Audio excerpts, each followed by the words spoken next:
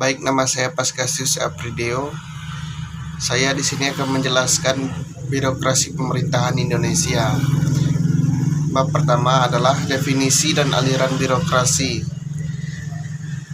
Birokrasi,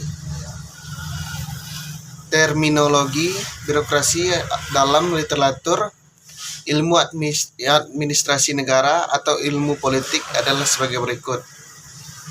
Birokrasi organisasi yang rasional, birokrasi ketidakefisienan organisasi, berarti pemerintahan oleh para pejabat, administrasi negara, administrasi oleh para pejabat. Yang keenam, bentuk organisasi dengan ciri tertentu yaitu hierarki dan peraturan. 7. Salah satu cirinya dari masyarakat modern yang mutlak. Birokrasi yang dalam bahasa Inggris adalah bureaucracy, yang berarti adalah bureau, yaitu meja.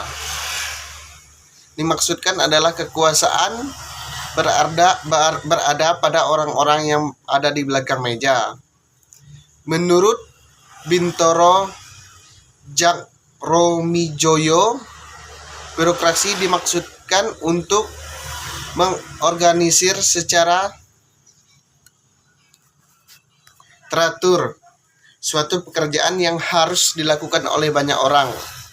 Dengan demikian, sebenarnya tujuan dari adanya birokrasi adalah agar pekerjaan dapat diselesaikan dengan cepat dan terorganisir.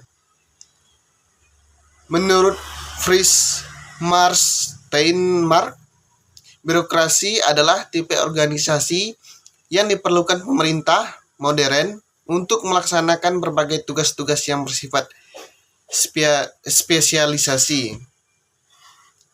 Dilaksanakan dalam sistem administrasi yang khususnya oleh aparatur pemerintah. Menurut Ren Nugroho Dwijowijoto, birokrasi adalah lembaga yang sangat kuat dalam kemampuan untuk meningkatkan kapasitas potensial terhadap hal-hal yang baik maupun buruk dalam keberadaannya sebagai instrumen administrasi rasional yang netral pada skala yang besar. Menurut J.B. Kristiadi, birokrasi merupakan struktur organisasi di sektor pemerintahan yang memiliki ruang lingkup tugas-tugas sangat luas, serta memerlukan organisasi besar dengan sumber daya yang besar pula jumlahnya. Menurut G. Kartasaputra, birokrasi adalah pelaksanaan perintah secara organisasi yang harus dilaksanakan sedemikian rupa sehingga secara sepenuhnya pada pelaksanaan pemerintahan melalui institusi atau kantor-kantor. Lalu, menurut Priyo Budi Santoso, birokrasi adalah keseluruhan birokrasi pemerintah yang menjalankan tugas-tugas negara dan dalam berbagai unit organisasi pemerintah di bawah departemen dan lembaga-lembaga non-departemen baik di pusat maupun daerah seperti di tingkat provinsi, kabupaten, kecamatan maupun desa dan kelurahan. Jadi berdasarkan pada para ahli di atas, maka pengertian birokrasi adalah sebagai berikut. Yang pertama, birokrasi adalah suatu sistem dari organisasi yang kompleks yang memerlukan penanganan berbagai macam keterampilan teknis yang dipergunakan untuk melaksanakan kebijakan yang telah ditunjukkan oleh pihak lain.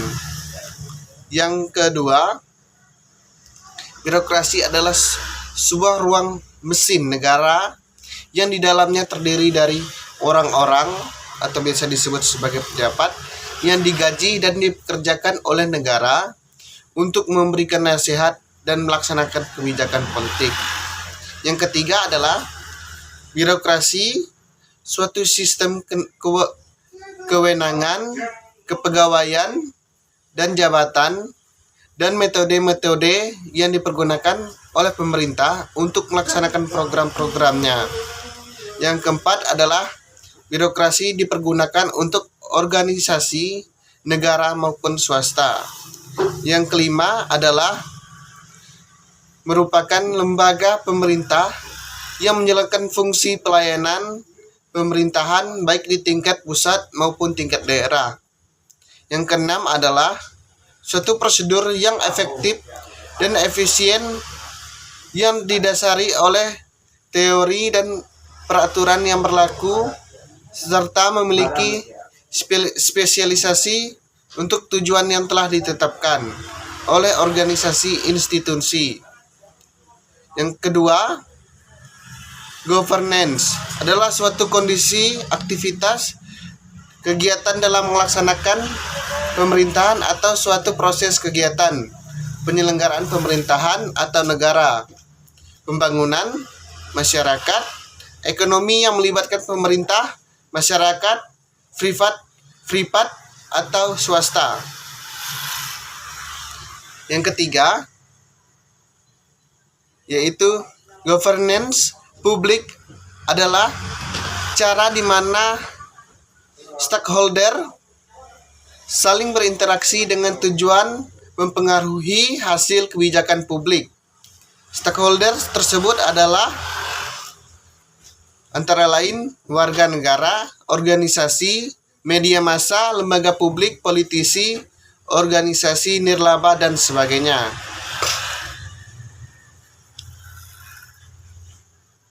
Makna dari birokrasi.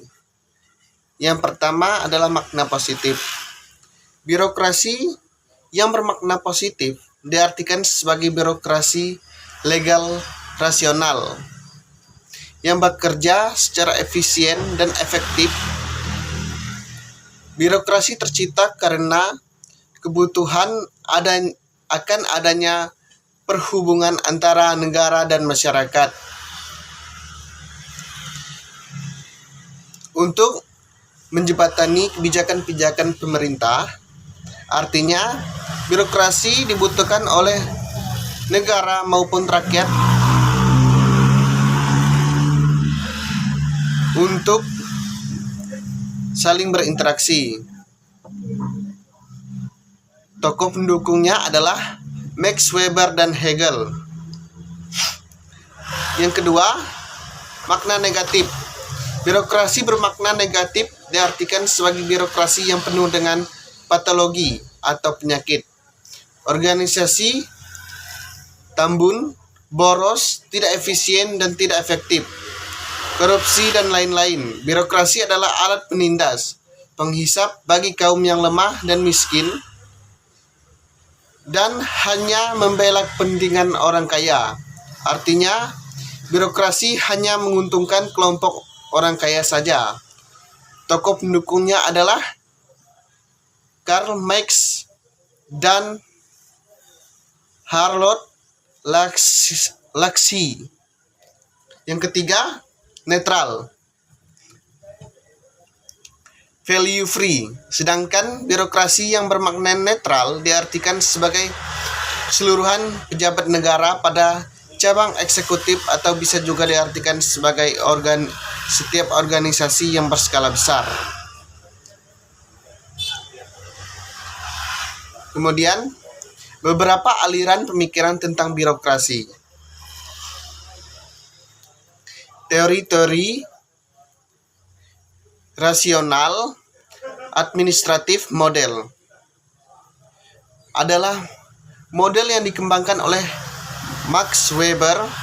Model ini menyatakan bahwa birokrasi yang ideal adalah birokrasi yang berdasarkan pada sistem peraturan rasional dan tidak berdasarkan pada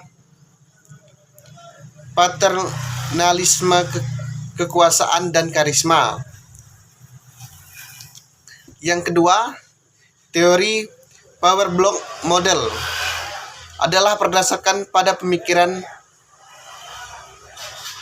blok oleh Alstin's-Combe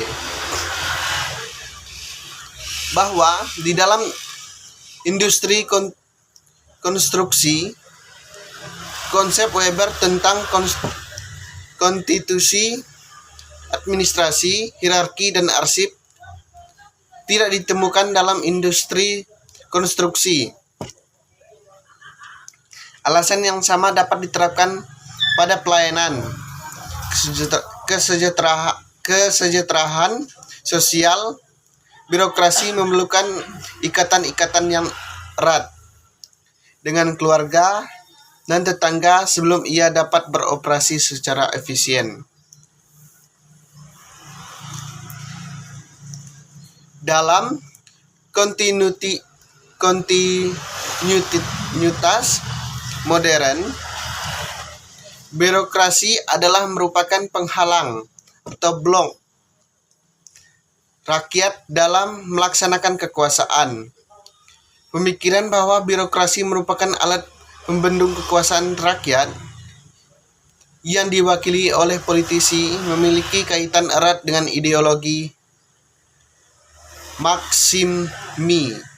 Oleh Marx, birokrasi dipandang sebagai sebuah fenomena yang memiliki keterkaitan erat dengan proses dialektika kelas sosial antara si kaya dan si miskin.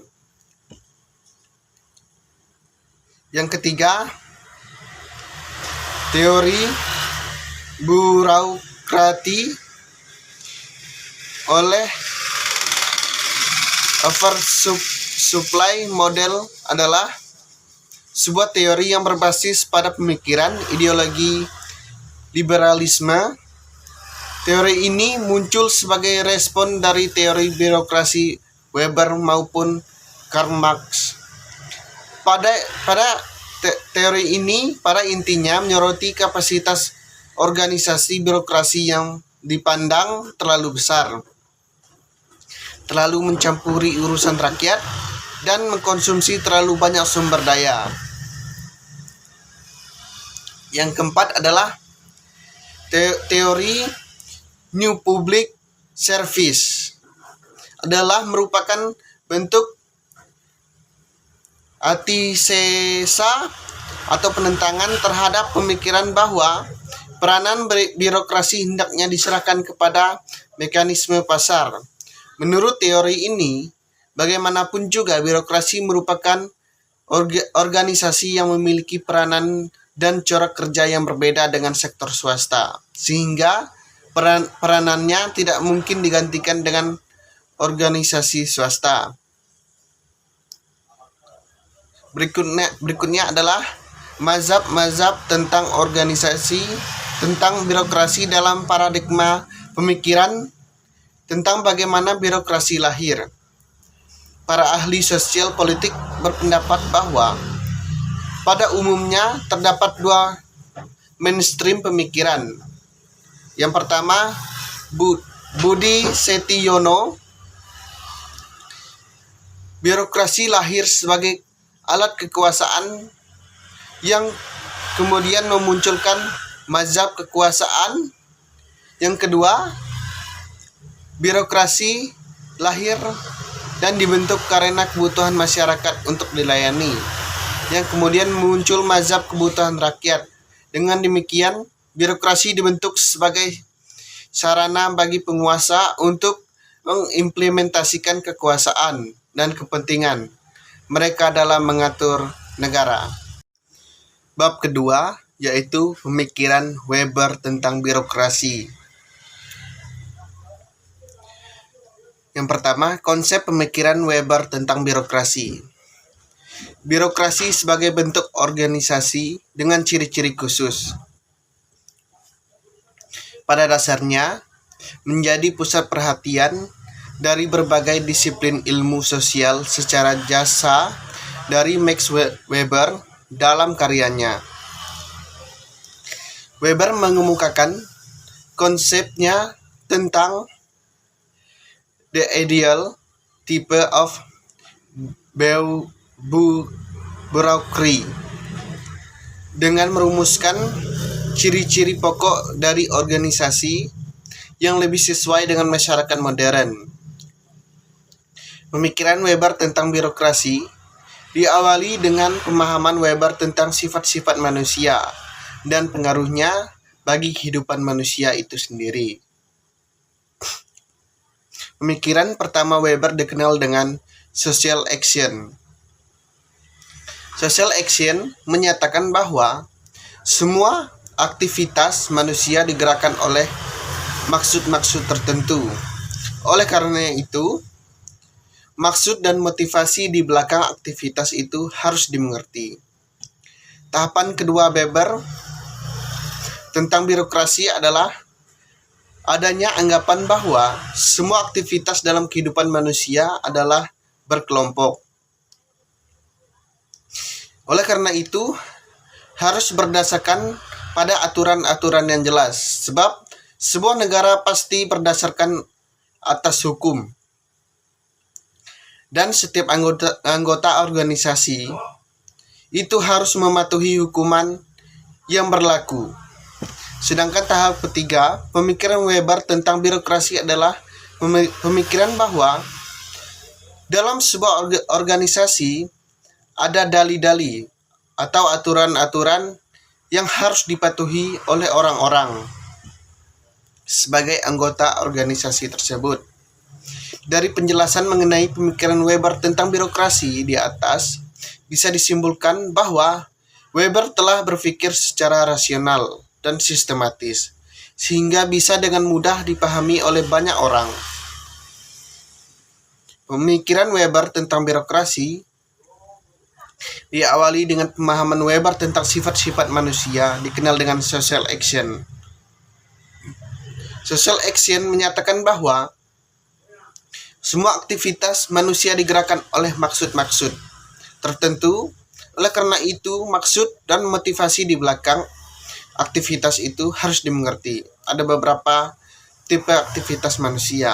Yang pertama, tipe aktif, yaitu aktivitas manusia yang dimotivasi karena luapan emosi, amarah dan sedih. Yang kedua, tipe traditional action, yaitu aktivitas manusia berdasar pada kebiasaan yang telah mapan atau mendarah daging. Contoh dari tipe ini adalah adat istiadat dan kebiasaan. Yang ketiga adalah tipe value rational action, yaitu aktivitas manusia berdasarkan pada tata nilai yang jelas dan orientasi pada tujuan yakni dapat tercapai. Yang keempat adalah tipe instrumental rational action, yaitu kesadaran oleh keinginan untuk mencapai tujuan dengan alat atau cara yang terukur. Semua pemikiran Weber tentang motivasi kepada manusia beraktivitas tersebut di atas dikenal dengan proses of rationalization. Tahapan kedua pemikiran Weber tentang birokrasi adalah anggapan bahwa semua aktivitas dalam kehidupan manusia adalah berkelompok atau membentuk sebuah organisasi. Oleh karena itu, harus berdasar pada aturan-aturan yang jelas, sebab sebuah negara pasti berdasarkan atas hukum. Tahapan ini disebut dengan 5 keyakinan anotoritas legal. Sedangkan tahapan 3 pemikiran Weber tentang birokrasi adalah pemikiran bahwa sebuah organisasi ada dali-dali atau aturan-aturan yang harus dipatuhi oleh orang-orang sebagai anggota organisasi tersebut. Dali-dali itu disebut sebagai 8 dali otoritas legal. Dengan mendasarkan pada dali ke-8, muncullah temuan istilah birokrasi ala Weber. Yang kedua, Kritik tahapan pemikiran Weber. Dalam bahasanya, ilmu pengetahuan setiap karya atau pendapat para ahli belum bisa diterima oleh para ahli lainnya, mengingat setiap ahli mempunyai sudut pandang yang berbeda-beda tentang suatu masalah atau fenomena. Seperti misalnya kritik-kritik yang muncul setelah Max Weber mengungkapkan karya atau pendapatnya tentang organisasi legal formal yang dikenal dengan istilah birokrasi. Ada banyak sekali kritik yang ditunjukkan kepada Weber. Kritik-kritik terhadap karya Weber tersebut diantaranya sebagai berikut. Oleh Merton dan Selzing, bahwa penekanan pada ketepatan dan keajengan atau reliabilitas dalam administrasi dapat mengakibatkan gagal dengan sendirinya. Jika para pejabat dianggap untuk melayani publik, maka norma-norma impersonal yang menuntun tingkah laku mereka dapat menyebabkan konflik dengan individu-individu warga negara. Yang kedua, oleh Talcott Parson, bahwa staf administrasi yang dimaksud Weber didefinisikan sebagai yang memiliki keahlian profesional dan juga hak untuk memerintah. Atribut-atribut seperti itu dapat memunculkan konflik dalam birokrasi, karena tidak mungkin untuk memastikan bahwa posisi yang tinggi dalam hierarki otoritas akan diiringi oleh keterampilan profesional yang sepadan. Yang ketiga, oleh R.G. Francis dan R.C. Stone, bahwa suatu organisasi dapat melarang atau mengatur tentang kepatuhan impersonalitas dan suatu kesetiaan yang kuat pada prosedur yang sudah ditetapkan. Dalam praktiknya, staf tersebut dapat menyesuaikan tindakan mereka dengan keadaan-keadaan yang cocok dengan kebutuhan-kebutuhan individu. Karena mereka adalah makhluk berbudaya dan makhluk sosial yang secara aktif menggemban suatu fungsi dalam keseluruhan budaya. Yang keempat adalah menurut Reinhard Bendix, bahwa efisiensi organisasi tidak dapat dinilai tanpa mempertimbangkan baik aturan-aturan maupun sikap-sikap manusia terhadapnya. Dia membantah adanya kemungkinan untuk mematuhi peraturan-peraturan atau undang-undang tanpa campur tangan nilai sosial dan politik pada umumnya. Faktor di luar peraturan harus dipertimbangkan dalam menginterpretasikan tindakan pejabat. Yang kelima adalah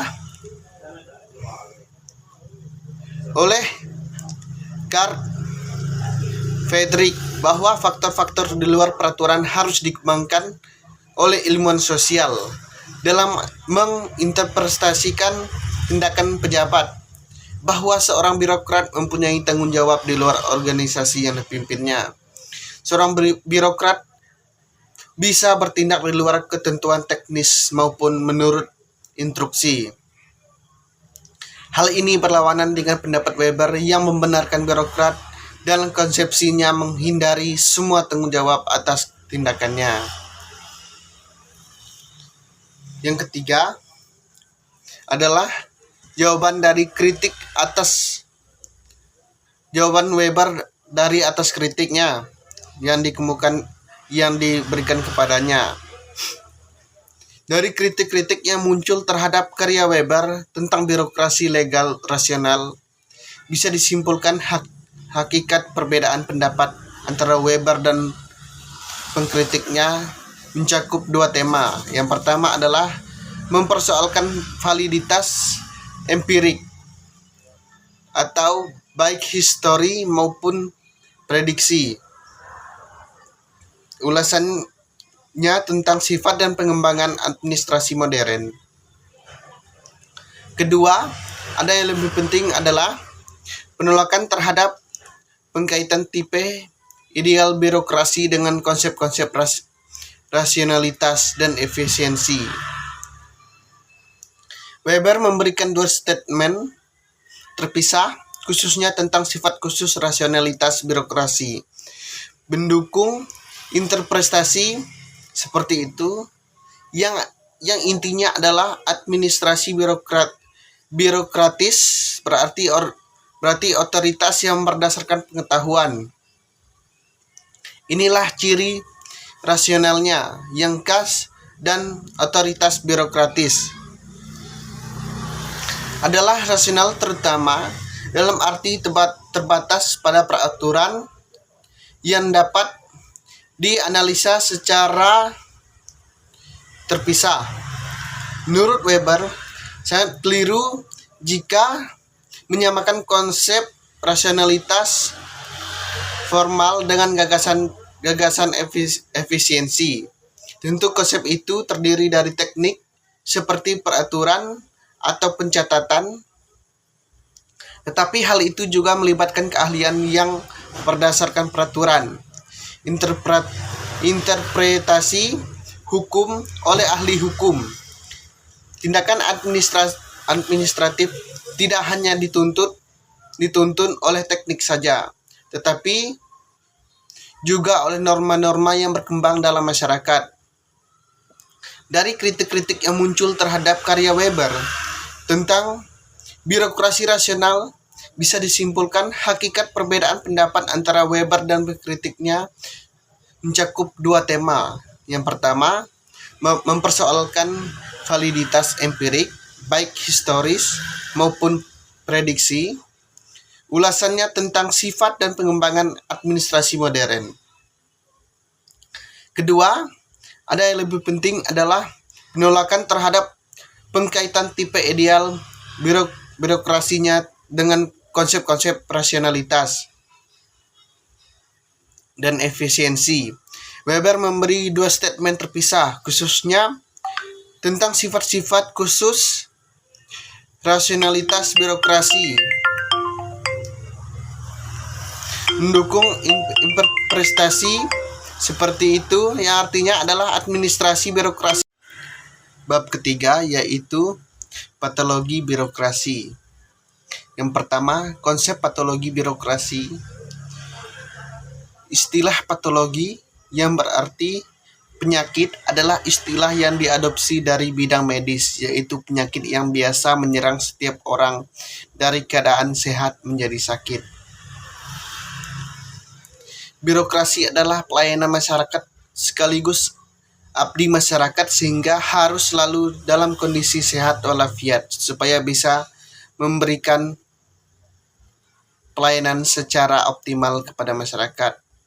Oleh karena itu, patologi birokrasi diartikan sebagai penyakit-penyakit yang diderita oleh birokrasi, baik skala kecil maupun skala besar. Penyakit-penyakit birokrasi yang dimaksud adalah antara lain berupa inefisiensi, inefektivitas organisasi para pejabat, organisasi yang tambun, organisasi yang lamban, dan sebagainya. Kelompok-kelompok patologi birokrasi. Menurut Sondang P. Siagian, patologi birokrasi sekarang ini bisa dikelompokkan menjadi beberapa bagian, yaitu antara lain, yang pertama adalah persepsi dan gaya manajerial. Yang kedua, kurangnya pengetahuan dan keterampilan. Yang ketiga, pelanggaran peraturan perundang-undangan. Yang keempat, perilaku disfungsional yang negatif. Yang kelima, situasi internal dalam instansi. Yang keenam, patologi tentang persepsi dan gaya manajerial bisa dijelaskan sebagai berikut. Yang pertama adalah penyalahgunaan wewenang dan jabatan. Fobia terhadap kritik. Yang ketiga, korupsi dan sogok. Keempat, kecenderungan mempertahankan status quo. 5, boros dan mewah. 6, arogansi dan sombong. Ketujuh, ragu dalam mengambil keputusan. Kedelapan, mencari kambing hitam. Kesembilan, tidak adil, yaitu kepada staf dan pelayanan. Yang ke-10, intimidasi atau memaksakan kepatuhan. Ke-11, kurang komitmen terhadap sumpah jabatan. Ke-12, kurang koordinasi atau ego sektor. Yang ke-13, cepat puas pada diri sendiri. Yang ke-14, tidak rela melakukan pendelegasian wewenang. Yang ke-15, xenofobia atau menolak perubahan karena lemah prediksi dan adaptasi. Berikut patologi birokrasi dalam hal kurangnya pengetahuan dan keterampilan. Bisa dijelaskan sebagai berikut. 1. Pelayanan kurang memadai karena kurang pengetahuan dan keterampilan. 2. Sedangkan ada kelompok masyarakat yang cepat maju dan berkembang. Yang ketiga, butuh peningkatan kualitas terutama dari rekrutmen dan kaderisasi. Lanjutnya, untuk patologi dalam pelanggaran peraturan perundang-undangan bisa dijelaskan sebagai berikut. 1. Semua aspek kehidupan bangsa telah diatur di dalam peraturan-peraturan korupsi, peraturan perundang-undangan korupsi, suap, disiplin, pencurian, dan membayar pajak, dan lain sebagainya. 2. Aparat birokrasi belum memerankan diri sebagai mestinya. Yang ketiga, butuh perbaikan sistem penegakan hukum serta membangkitkan motivasi sosial kontrol dari masyarakat.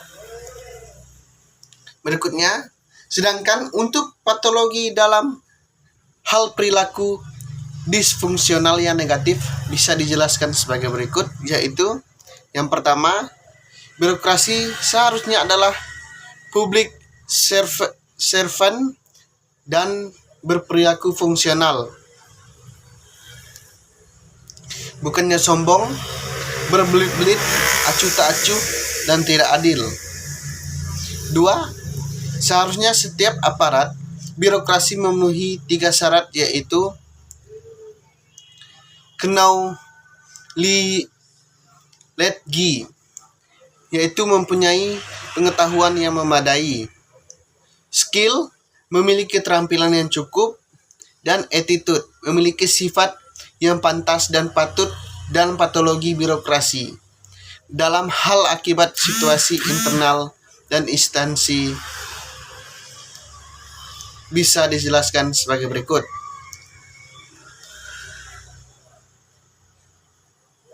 1. Kurang kondusif untuk bisa bekerja atau berkarya secara optimal karena adanya konflik kepentingan individu dan publik. 2. Belum ada pemimpin yang bisa dijadikan panutan dan suri tauladan. Yang ketiga adalah pemimpin seharusnya berpengetahuan, berketerampilan, berperilaku konsisten dan konsekuen, adil, serta futuris atau berpandang jauh ke depan. Menurut Sondang P. Sagian, patologi birokrasi ada 5 bagian, yaitu antara lain.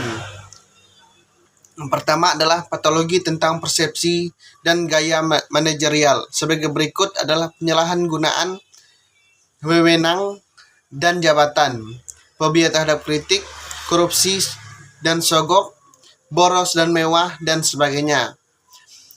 Yang kedua, patologi birokrasi dalam hal kurangnya pengetahuan dan keterampilan.